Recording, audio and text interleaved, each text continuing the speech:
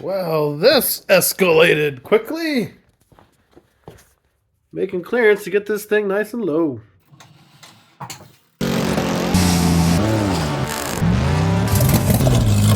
I've been terrible about videoing this, but here's a new rear frame for the Beretta. I got another pair of these shock mounts. This is 1/4 inch stuff. This is going to be where my coilovers are now because they mount underneath the part that I'm going to be cutting out now. And by moving this mount up, I can get it lower because I'm having a hard time getting it as low as I want. This is going to be the fitment, more or less. So you see I got a bunch of cutting to do up here. I also have to build a firewall to be race legal since I'm going to have the fuel tank in the trunk. So this whole gaping hole that I've got there has got to be covered up. And the same thing with the rear package tray here. So I'm going to do some sheet metal for both of those. But with my structure up here, that means I can hack away at the unibody down here and be all right. Same thing with this crossbar going through there now where I got the coilovers mounted. All that stuff is going to move up.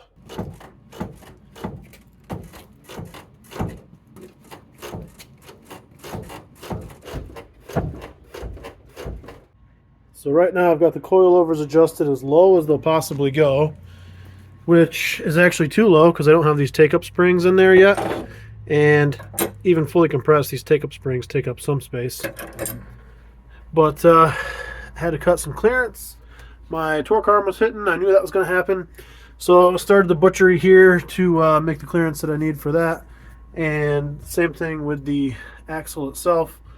So once this framing is in, I can make the clearance that I need on the frame rails. And the coilovers will mount up here, giving me some room to actually get it down as low as I want.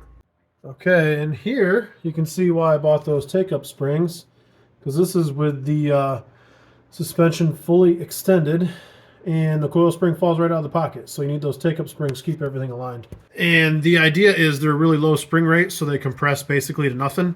And they're only there to keep everything aligned when the suspension unloads. And there we go. This take-up spring keeps this wobbly stuff from happening. And pretty easy to do since there's no tension on that thing.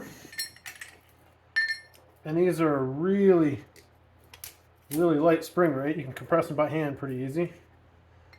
And they've only got to compress just a little bit. There we go. And I want my pin lined up that way. Done. Both of them. Okay, now the springs are back in, and you can see the take-up spring is totally compressed, but it does raise the vehicle by the amount that the, that height of the fully compressed spring. And raising it up did bring me higher than I want to be back here again, so that's the reason that I'm moving these coilover mounts up higher, and then I know I'll definitely have.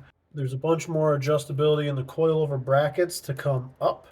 I'm at the lowest point right there. But they can come up a bunch, and I'll have no issue getting the ride height exactly where I want it. Okay, so what I ended up doing was drilling and tapping this frame here. And I did that right through here where the unibody is 2 layers thick. So at least there'll be a little bit of structure there. Okay, a combination of a sledgehammer, chisel, and air hammer got me this slit that I need here for my sandwich plate to run through the frame, hopefully. That sandwich plate drove in there hard, but I got one bolt through and I had a little bit of misalignment here. So I'm going to pound the piss out of that, sort of get it back where it's supposed to be. And 2 tight's better than 2 loose, right? Yeah, I got through there a little too far on this side too, but we'll bash it back in. Okay, this one I sort of ground a little bit, hoping that maybe it will slide and not dig into the sheet metal. This side definitely went through better without tearing up the sheet metal. I can see the corner of my plate there. I don't love that. It must be that that plate really wants to follow this ridge and the stamped sheet metal. Yeah, and this fitment here is really pretty good. I don't think I'm going to get that any better. Man, drilling both of those kind of sucked through that 1/4 inch. I get spoiled with that drill press at work.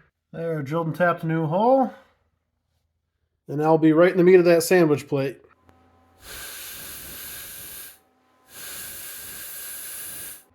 Okay, I pretty much knew that these welds wouldn't be the greatest welds on earth. But that's what I did the sandwich plates for, and this sucker is in. All right, that was a little sketchy, but we got the axle out of here, and now I can do some more cutting and make clearance to get low.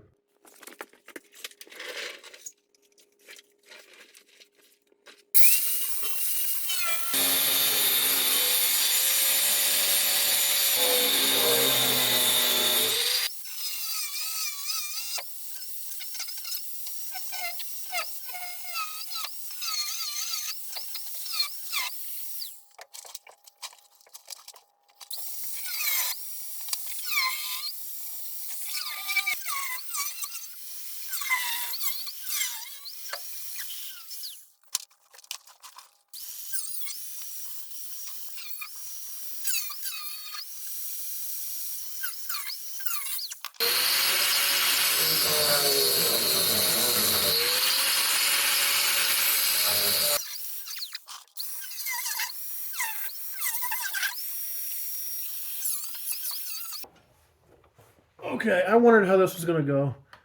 Time to buy a plasma.